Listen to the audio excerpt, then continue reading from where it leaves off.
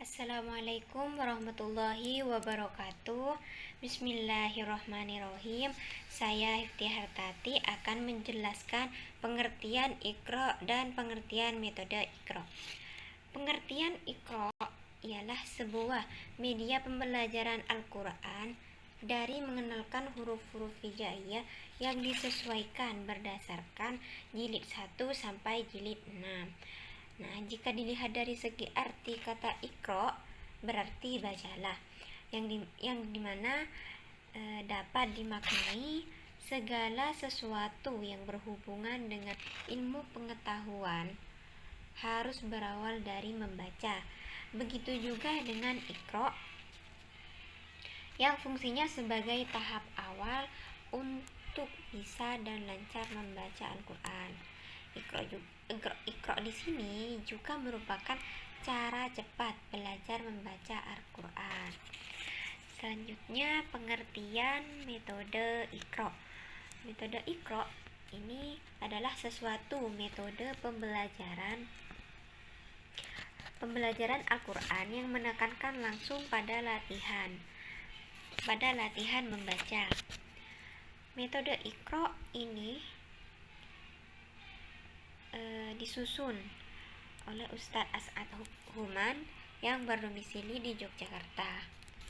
Adapun buku Iqra, panduan Iqra terdiri dari 6 jilid, dimulai dari tingkat yang sederhana, tahap demi tahap sampai pada tingkat yang sempurna.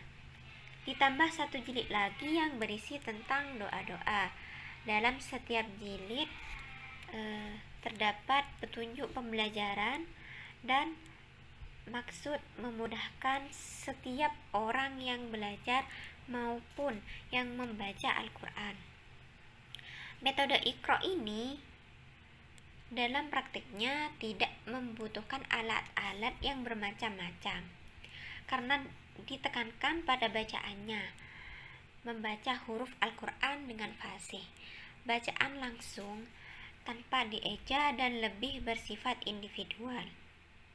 Cara membaca Al-Quran dengan metode Iqra ini pernah dijadikan proyek oleh Departemen Agama RI sebagai upaya untuk mengembangkan minat baca terhadap kitab suci Al-Quran. Meski demikian, harus diakui bahwa setiap metode memiliki kelebihan dan kekurangan dan juga kelemahannya sendiri. Oleh karena itu, perlu ada upaya konvergensi dengan memodifikasi beberapa metode guna mendapatkan metode pembelajaran yang menarik, menyenangkan, dan efektif.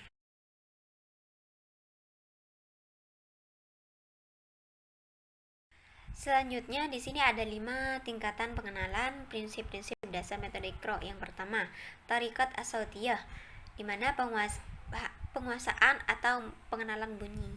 Dan yang kedua, Thariqat at-Tadrij, pengenalan dari yang mudah ke yang sulit.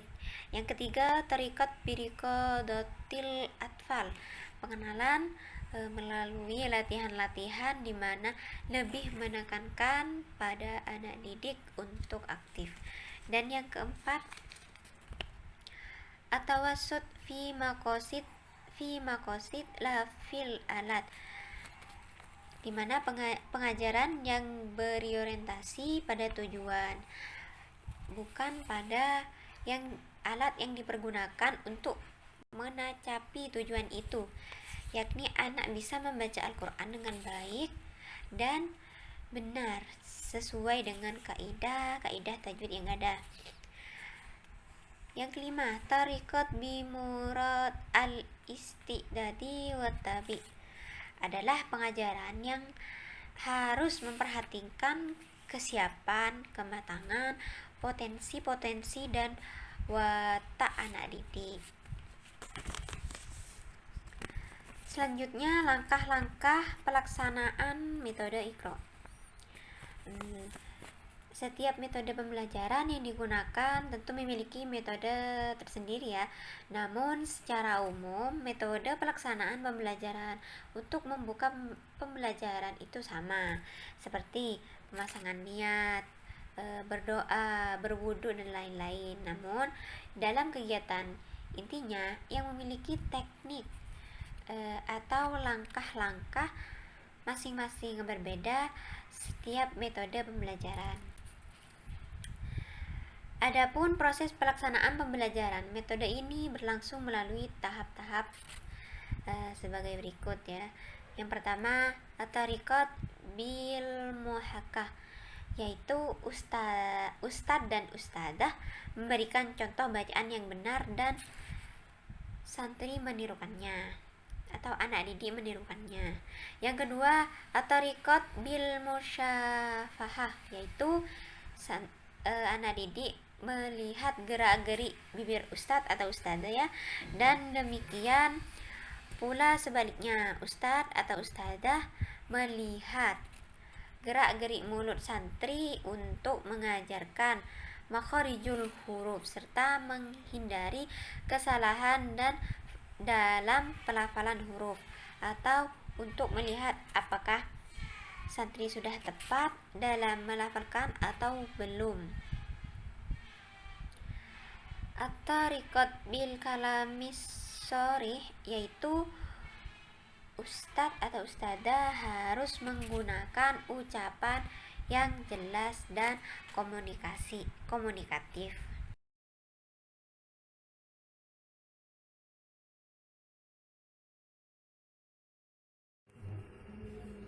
Bismillahirrahmanirrahim. Saya Lovina Novilia akan melanjutkan presentasi dari pemateri sebelumnya. Penerapan metode Iqra dalam mengenalkan huruf hijaiyah pada anak usia dini. Dalam mengajarkan membaca Al-Quran, guru dapat menggunakan metode yang bermacam-macam. Salah satu metode membaca Al-Quran adalah metode Iqra. Metode Iqra yaitu cara cepat belajar membaca Al-Quran. Pada masa anak-anak harus mulai diperkenalkan pada pendidikan Al-Quran dengan tahap pengenalan huruf hijaiyah pada anak-anak.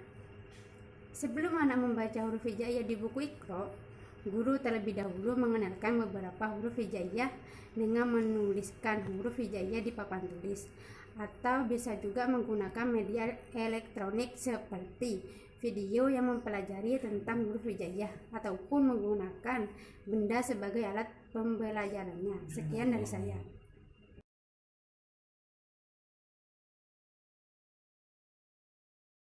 Assalamualaikum warahmatullahi wabarakatuh.